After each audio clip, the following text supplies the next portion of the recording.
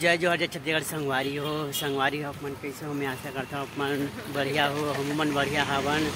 तो आज आना मना जतमई घूमेला। हमारे वीडियो ला शुरू से आखिरी तक देखत रहो और झरना ला अपन दिखाबो हमन। तो हमारे लोग में अपन माया दुलार दो, हमारे वीडियो ला लाइक शेयर सब्सक्राइब जरूर करूँ।